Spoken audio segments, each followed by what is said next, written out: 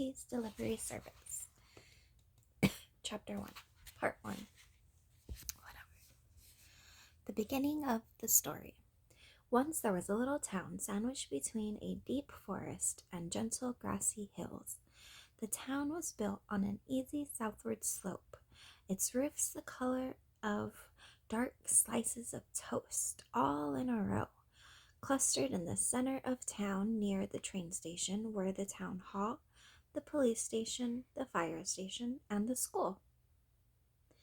It was a normal town, one you could find anywhere. But if you paid close attention, you'd find things you wouldn't usually see. For instance, silver bells hung from the tops of tall trees, even when it wasn't storming.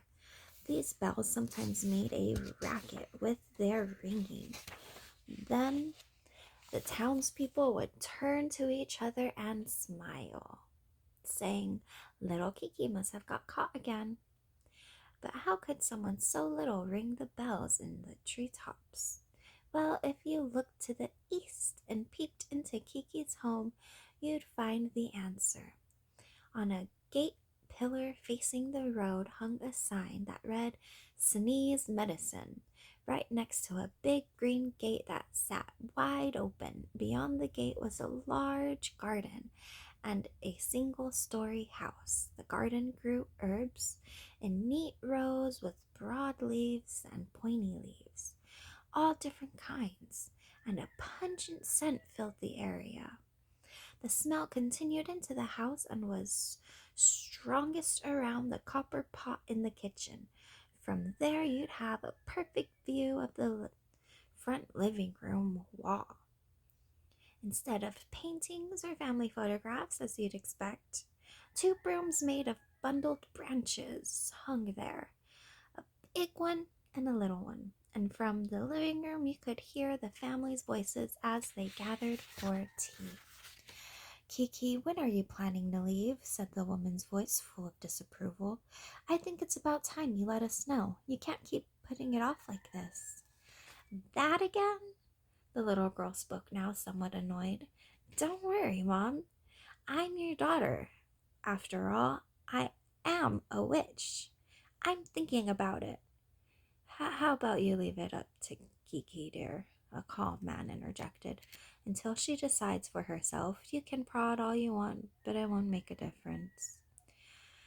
"Yes, you might be right." The woman's voice rose up slightly. I'm just anxious. I feel responsible for you know? In this house lived a family of witches. Well, Kokiri the mother came from a long line of witches, and Okino the father was human. As a folklorist, he studied legends and tales about spirits and magic. Kiki was their only child, soon to turn 13. The three were talking over tea about Kiki's coming of age day. When daughters of witches and humans reached the age of 10, they decided whether to follow tradition and live as witches themselves.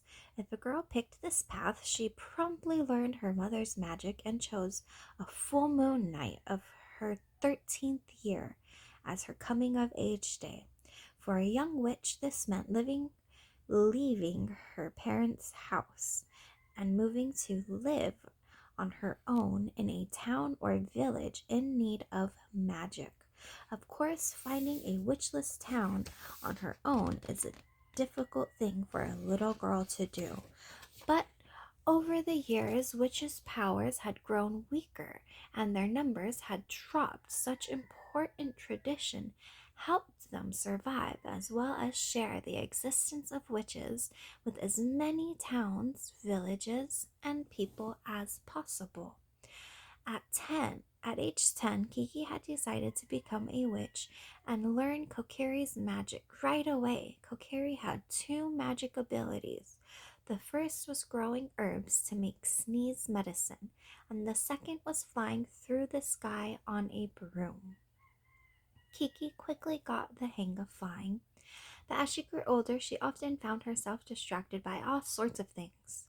For example, the big pimples that started appearing on the sides of her nose, or deciding which dress she should wear to her friend's birthday party. Whenever that happened, her broom would suddenly start to fall.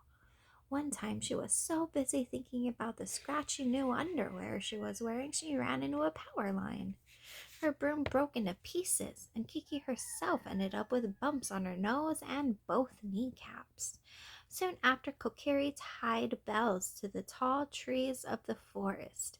If Kiki was lost in thought and flying too low, her feet would ring the bells and the sound would bring her back to reality.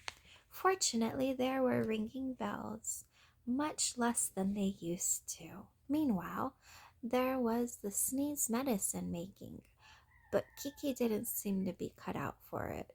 She was impatient. She found it difficult to grow the herbs, finely chop the leaves and roots, and slowly simmer them. Will another type of magic disappear? Kokiri lamented. In the old days, witches could use all sorts of magic, but over the years, one type after another disappeared until even a genuine witch like Kokiri was left with only two abilities. Now her daughter hated one of them, so it was no wonder she was upset. But it feels so much better to fly through the sky than stir a pot. Kiki didn't see what the issue was. At these times, Okino would try to cheer Kokiri up. Well, we can't force it. Maybe someday lost magic will be relearned. Plus, she has her black cat, doesn't she? Witches have long been accompanied by black cats. One could say that's another type of magic, too. When a witch has a baby girl, she searches for a black cat born around the same time and raises them together. As they grow, the cat and the girl learn to speak to each other in their own language. Kokiri used to have a cat named Mime, and Kiki had one as well, a little black cat named Gigi.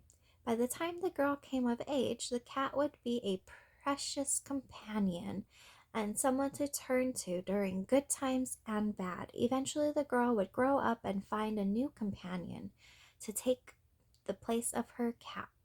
The cat would also find its own partner and from then on, the pair would live separately. Next part, Kiki's coming of age.